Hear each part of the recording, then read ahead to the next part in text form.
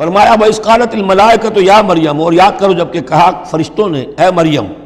اِنَّ اللَّهَ اصْطَفَاكِ وَطَهَّرَكِ وَاصْطَفَاكِ عَلَىٰ نِسَاءِ الْعَالَمِينَ، یقیناً اللہ نے تمہیں چن لیا ہے اور تمہیں خوب پاک کر دیا ہے اور تمہیں چن لیا ہے تمام جہان کی خواتین پر۔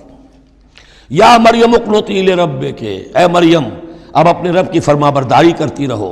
واسجدی اور سجدہ کیا کرو، وارکعی مع الراکعین اور جھکنے والوں کے ساتھ جھکتی رہا کرو، نماز باجماعت کے اندر شریک ہو جایا کرو۔ ذالک من انباء الغیب نوحی الیک، اور یہ غیب کی خبروں میں سے ہے جو اے محمد ہم آپ کو وحی کر رہے ہیں۔ وما کنت لدیہم، آپ تو ان کے پاس موجود نہیں تھے،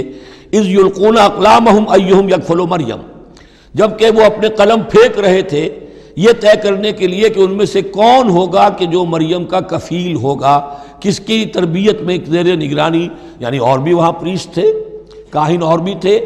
ان سب میں سے ہر ایک چاہتا تھا کہ یہ بچی جو ہے میری تحویل میں ہو، میں تربیت کروں، جسے اللہ کے نام پر جو ہے اس طرح وقف کر دیا گیا ہے۔ لیکن یہ کہ جب وہ اس طریقے سے اپنے قلم پھینک کر کچھ ایسے ہوتا ہے کوئی ذائچہ نکالنا یا کسی طرح کا معاملہ تو طے کر رہے تھے، اس میں اللہ نے حضرت زکریا کا نام نکال دیا تھا۔ تو اے نبی اس وقت تو آپ تو وہاں نہیں تھے، وما کنت لدیہم یختصمون، اور نہ آپ اس وقت تھے جب کہ وہ آپس میں جھگڑ رہے تھے۔ اذ قالت الملائکۃ یا مریم ان اللہ یبشرک بکلمۃ منہ، اب یاد کرو جب کہ کہا فرشتوں نے اللہ سے، کہ فرشتوں نے مریم سے کہ یقیناً اللہ تعالیٰ تمہیں بشارت دے رہا ہے ایک ایسی ہستی کی جو خاص کلمہ ہوگا اس کی جانب سے، اسمہ المسیح عیسی ابن مریم، اس کا نام ہوگا المسیح عیسیٰ مریم کا بیٹا،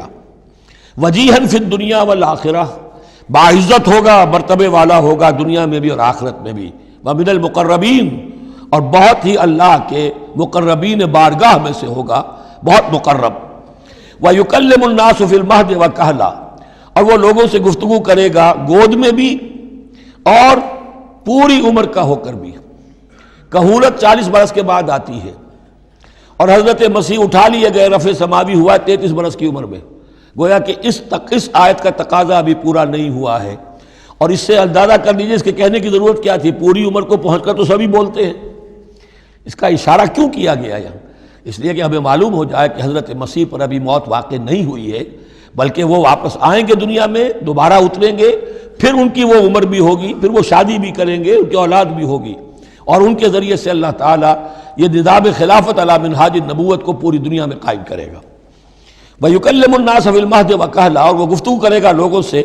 اپنے گود میں بھی، تمہاری گود میں بھی، پگھوڑے میں بھی، اور بڑی پوری عمر کا ہو کر بھی، وَمِنَ الصَّالِحِينَ، اور یقیناً وہ بھی بہت ہی ہمارے نیکوکار بندوں میں سے ہوگا۔ قالت رب انا یکون لی ولد، حضرت مریم سلام علیہا نے بھی وہی جو ہے بات واضح کی، اے اللہ میرے اولاد کیسے ہو جائے گی، یمسسنی بشر، مجھے تو کسی مرد نے ہاتھ تک نہیں لگایا۔ قال کذالک اللہ یخلق ما یشاء، فرمایا اسی طرح اللہ تعالیٰ تخلیق فرماتا ہے جو چاہتا ہے، اس کو ضرورت نہیں ہے۔ ٹھیک ہے عام ولادت انسانوں کی اسی طرح ہوتی ہے، باپ کا بھی حصہ ہے، ماں کا بھی حصہ ہے،